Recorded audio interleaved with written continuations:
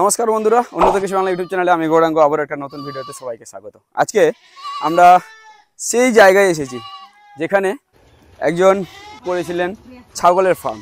সেই ছাগলের ফার্মের ভিডিওটা আপনারা হয়তো দেখেছেন। তো সেই ফার্মে এসছি আমরা, এবং এসে আমরা সবার প্রথমে একটু দেখে নেব উনার একটা ইউনিক প্রজেক্টের ব্যাপারে। ইউনিক প্রজেক্ট সেটা হচ্ছে যে ছাগলের যেগুলো বিষ্ঠা, যেগুলো গোবর, সেগুলো দিয়ে তিনি কিন্তু করছেন ভার্মি কম্পোস্ট।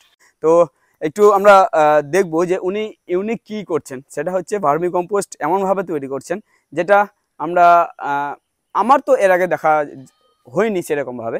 তো আজকে আমরা সেই বিষয়টা একটু দেখবো। যে দেখুন, যে ক্যারেটগুলো হয় প্লাস্টিকের ক্যারেট, সেই ক্যারেটে কিন্তু করা হচ্ছে ভার্মি কম্পোস্ট। দেখুন কীরকমভাবে ক্যারেটগুলো সুন্দর করে সাজানো রয়েছে, এবং এখানেই কিন্তু গোবর দিয়ে সেই ভার্মি কম্পোস্ট বা এই ধরনের জৈব সার তৈরি করা হচ্ছে, যেগুলো আপনারা হয়তো ছাদ বাগানে বা বিভিন্ন চাষের ক্ষেত্রে এই ধরনের ভার্মি কম্পোস্ট ব্যবহার করে থাকেন। তো আজকে এই সারের বিষয়েই বিস্তারিত আলোচনা করব, যিনি এই ভার্মি কম্পোস্টটি তৈরি করছেন। তো আসবেন একটু আমাদের সামনে। নমস্কার। নমস্কার, কেমন আছেন? খুব ভালো আছি। খুব ভালো আছেন? আপনারা কেমন আছেন? আমরাও খুব ভালো। তো সবার আগে যারা নতুন দেখছেন তাদের আবার একটু পরিচয় বলে দেবেন। আমার নাম কাজল সরকার। আচ্ছা। BSF retired. আমার গ্রামের নাম চান্দাহার, পোস্ট অফিস পারুল, গাজল, মালদা, ওয়েস্ট বেঙ্গল। আচ্ছা, তো আপনার ছাগলের ফার্ম দেখেছি এর আগে। এবার একটু দেখতে চাইবো যে আপনি যে ভার্মি কম্পোস্টের বিষয়টা করছেন, এই ভার্মি কম্পোস্টটা এরকম ভাবে কেন করছেন? আমরা তো যতটুকু জানি যে সাধারণভাবে একটা বেড করে করা হয়, কিন্তু আপনি এরকম ভাবে যে করছেন এই বিষয়টা একটু জানাবেন কেন এরকম? এটা হচ্ছে কি, যদি আমি ক্যারেটের মাধ্যম দিয়ে করি তাহলে কি হবে যে আমরা এই ক্যারেটটাকে আমরা এক স্থান থেকে আরেক স্থানে নিয়ে যেতে আমাদের সুবিধা হবে না। অসুবিধা হবে না, সুবিধা হবে। ঠিক। আর একটা কি, যে এটা আমরা কি করি, খুব তাড়াতাড়ি আনলোড করে দিতে আমরা ওই কেঁচুটাকে আলাদাভাবে বেছে খুব তাড়াতাড়ি আমরা ওই চালনির মাধ্যম থেকে চালিয়ে নিয়ে আমরা খুব তাড়াতাড়ি এটা কাজ করতে পারবো। আচ্ছা, কাজ করার সুবিধা, খুব সুবিধা। আচ্ছা। আর তৃতীয় নাম্বারটা হচ্ছে কি, যে এই যে কেঁচোগুলো আছে, এই কেঁচো যখন আমাদের, এটা তো সব চারিদিকে মানে ফাঁকা। ও আচ্ছা, হ্যাঁ, অক্সিজেন এতে যেতে অসুবিধা হয় না। আচ্ছা, মানে অক্সিজেন লেভেলটা ঠিকঠাক থাকছে। আচ্ছা, তাতে করে কি হয়, এদের যে মানে চলাচলের ব্যবস্থা, যাতায়াতের যে ব্যবস্থাটা, সেটা খুব মানে একটা অক্সিজেন পাওয়ার ফলে কি এরা একটা সতেজ ভাবে মানে তাড়াতাড়ি কাজগুলো করতে পারে, আর খেতে পারে, খেয়ে খুব তাড়াতাড়ি বংশ বিস্তারও করতে পারে। আচ্ছা, মানে ওদেরও অনেকটা সুবিধা হয় কেঁচোগুলোরও, তাই তো? আচ্ছা, তো এবার একটু জানাবেন এই এক একটা ক্যারেটে কতটা করে সার আটতে পারে? এই এক একটা ক্যারেটে কমসে কম যখন একটু ভেজা থাকে তখন কি হয়, মোটামুটি 20 থেকে 22 কেজি, 22-23 কেজি পর্যন্ত ওই একটা ক্যারেটে হয়ে যাবে। ক্যারেটে গোবর আসে আর কি। আচ্ছা, গোবর আসে। এবার কতটা মাল তৈরি হয়? এবার যখন আমরা কেঁচো ছাড়ি তাতে আমরা পরিমাণটাও আমি বলে দিই। আচ্ছা, অবশ্যই। যদি আমরা মোটামুটি 500 গ্রামের কাছাকাছি বা 500 গ্রাম যদি এক একটা ক্যারেটে আমরা দিতে পারি, 500 গ্রাম কেঁচো। আচ্ছা, তাহলে আমরা এই 15 দিনের মধ্যে, কিন্তু 15 থেকে 18 দিনের মধ্যেই আমরা কিন্তু এর রেজাল্টটা পেয়ে যাই। মানে সারটা তৈরি হয়ে যায়, তাড়াতাড়ি খেয়ে এরা রেডি করে দেয়। 15 দিন থেকে 18 দিনের মাথায়। বাহ, এত তাড়াতাড়ি কাজ করবে? এত তাড়াতাড়ি। আরে বাপ রে। ওই যে আচ্ছা, পরিমাণটা আমাকে দিতে হবে মোটামুটি 500 গ্রাম বা 400, 450, 500 গ্রাম। আচ্ছা, আর একটা ক্যারেট থেকে কতটা সার বের হবে? ক্যারেট থেকে আমরা পাবো মোটামুটি 16 থেকে 17 কেজি। 16 থেকে 17 কেজি পাওয়া যাবে। বাহ, খুব সুন্দর। এবার আইডিয়া করেছি আমি। আচ্ছা, এবার এটাতে গোবর দেওয়ার প্রসেসটা একটু জানাবেন যে কিরকম ভাবে গোবর দিচ্ছেন? আচ্ছা, এটা আমি তো আমার তো কিছু ওই ছাগলের যে নাদিগুলো, মানে যে ল্যাট্রিন করে গোবরগুলো হয়, ছাগলের গোবর, আচ্ছা, সেই গোবর আর আমার এই গরুর গোবর এক জায়গায় মিক্স করে, আচ্ছা, একটু কিছুদিন মানে পচিয়ে দিই। কারণ ছাগলের যে নাদিটা সেটা একটু শক্ত ধরনের হয়। আচ্ছা, আমরা যেটা দেখতে পাচ্ছি যে সামনে যেটা আমি কি করেছি, এক জায়গায় জমা করে সেটাকে পচাচ্ছি আর। মানে যে মানে একটা গলি টাইপের ছোট ছোট, ওটা খুব তাড়াতাড়ি আমরা ওই ভাঙতে পারি না। আচ্ছা, কিছুদিন আমাকে রাখতে হচ্ছে। যখনই ও নরম হয়ে গোবরের সঙ্গে মিক্স হবে তখন কি হবে, তারপর কিছুদিন আমি। আচ্ছা, কতদিন রাখবেন ওরকম হবে? এরকম আমি 1 মাসও রাখতে পারি, 2 মাসও রাখতে পারি। আচ্ছা, যতদিন রাখতে পারবেন তত ওর নরম হবে। একটা গ্যাস যেটা থাকে, টাটকা গ্যাস গ্যাস যেটা থাকবে সেটাও বেরিয়ে বেরোবে, যাবে। হ্যাঁ। আর যে গরমটা থাকবে সেই গরমটাও কিন্তু বের করতে হবে। ও, তাহলে ওখানে 1-2 মাস রেখে, রেখে আচ্ছা মিনিমাম কতদিন রাখতে পারি? এ, 1 মাস? গোবরটাকে হ্যাঁ, গোবরটাকে, 1 মানে মাস, কাঁচা গোবরটাকে। কাঁচা গোবরটাকে এক মাস 1.5 মাস রাখলে কোনো অসুবিধা নেই। অসুবিধা নেই। অসুবিধা নেই। আচ্ছা, তো ওই সেই গোবরটাকে এনে আপনি এখানে দেন? এখানে দিই। আচ্ছা, তারপর আমি কি করি, কেঁচো দিয়ে দেন? কেঁচোটা ছেড়ে দিই। কেঁচো ছেড়ে দেন। আর কেঁচো ছাড়ার সাথে সাথে আপনি দেখবেন আচ্ছা, যে 2 থেকে 3 মিনিট হতেই ওরা নিচে চলে যাবে। কেঁচোটা নিচে চলে নিচে যাবে? চলে যাবে। আচ্ছা, তারপরে কিন্তু মাঝে মাঝে দেখতে হবে যে হ্যাঁ। আমার ভিতরে গরম ভাবটা আছে ভাবটা নাকি? আছে নাকি। আচ্ছা, গরম হলেই কিন্তু তারা মারা গরমের যেতে পারে। চাপে ওরা মারা যেতে পারে। আচ্ছা, তো আশা করি এই যে ক্যারেটের মধ্যে করা হচ্ছে তাতে করে আমার মনে হয় না যে গরম থাকবে, কারণ হ্যাঁ। হাওয়া বাতাস চলাচল কিন্তু হ্যাঁ, করতে পারছে এটাতে। ঠিক ঠিক। আচ্ছা, তারপরে এখানে এরকম ভাবে রেখে দেওয়া হয়, তাই তো? হ্যাঁ। আচ্ছা, কোনো কিছু দিয়ে ঢাকাকে দিতে হয় বা কোনো কিছু চাপা? বিশেষ করে এরা কিন্তু সবসময় চায় কি যে ওই খোলামেলা, অন্ধকারের মধ্যে, অন্ধকারের মধ্যে থাকতে। যত আচ্ছা, অন্ধকার রাখা যাবে তত ওরা কিন্তু খেতে আচ্ছা, পছন্দ করে আর তাড়াতাড়ি খায় তাড়াতাড়ি। আচ্ছা, তো অন্ধকারের মধ্যে তার জন্য কি করেন?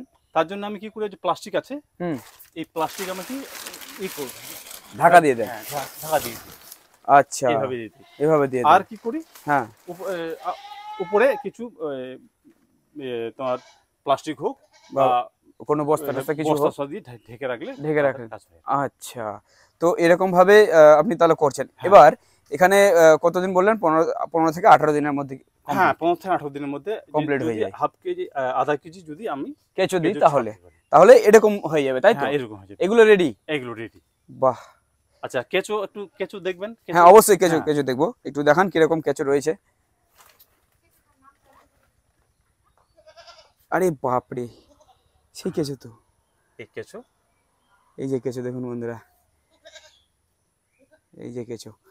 আচ্ছা, এগুলো কেঁচো আপনি কিনে নিয়ে এসেছিলেন? হ্যাঁ, এই কেঁচোগুলো আমি কিনে নিয়ে এসেছি। আচ্ছা, কিনে নিয়ে এসে এটা কি কেঁচো, এগুলো কি জাত রয়েছে কোনো? এটা কোন ধরনের জাত? হ্যাঁ, এরকম এটা কিছু? এই কেঁচোটার নাম হচ্ছে আর্সেনিয়া ফাটিডা। আচ্ছা, আর্সেনিয়া ফাটিডা। ওরে বাপরে, এই কেঁচো এত পরিমাণে কেঁচো দেখুন।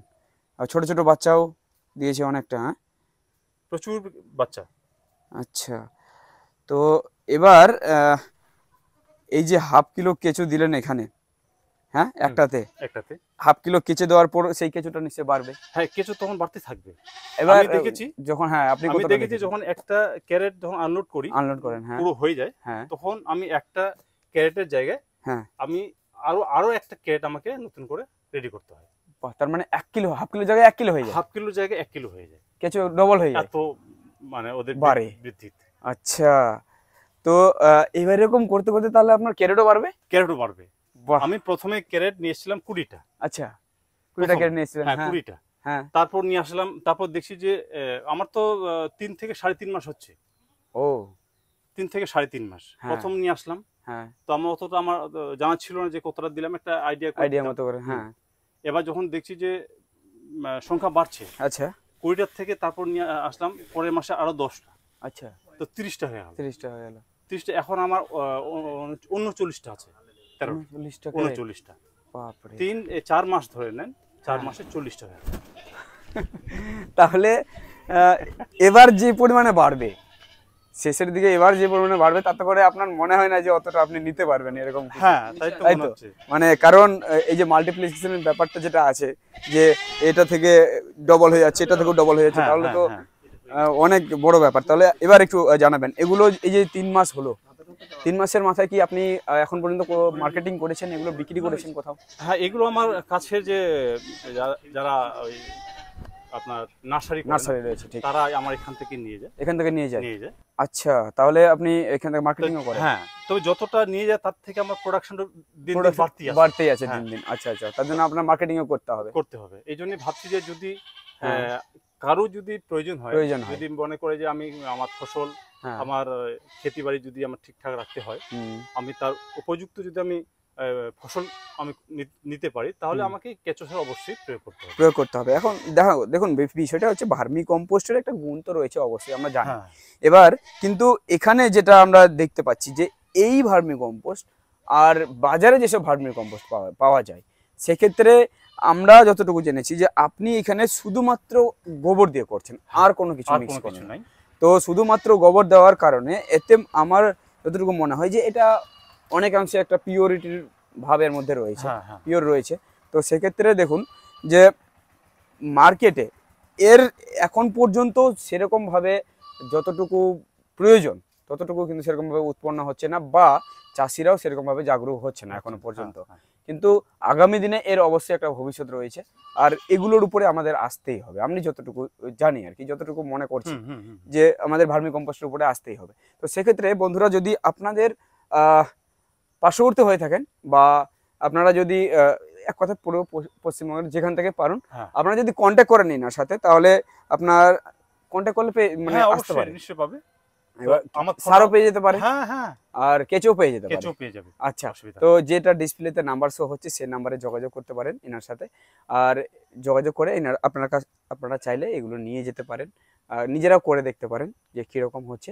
আর এখানে দেখে সত্যি আমার ভালো লাগছে যে খুব তাড়াতাড়ি বৃদ্ধি পাচ্ছে, বা এরকম সিস্টেম হবে আমার তো কোনোদিনও দেখা হয়নি। আর দেখুন এই বিষয়গুলো, এই যে সারটা দেখুন একবার, কত ঝুরঝুরা আর কত সুন্দর। তো এগুলো আপনারা যখন আপনার চারার গোড়ায় দেবেন বা যে কোনো চাষে দেবেন, সেক্ষেত্রে কিন্তু আপনাদের অনেক রেজাল্টটা ভালো পাবেন, তাই তো? অবশ্যই অবশ্যই। তো বন্ধুরা, আজকে এতটুকুই। দেখা হচ্ছে আবার একটা নতুন ভিডিওর সাথে। ভালো থাকবেন, সুস্থ থাকবেন।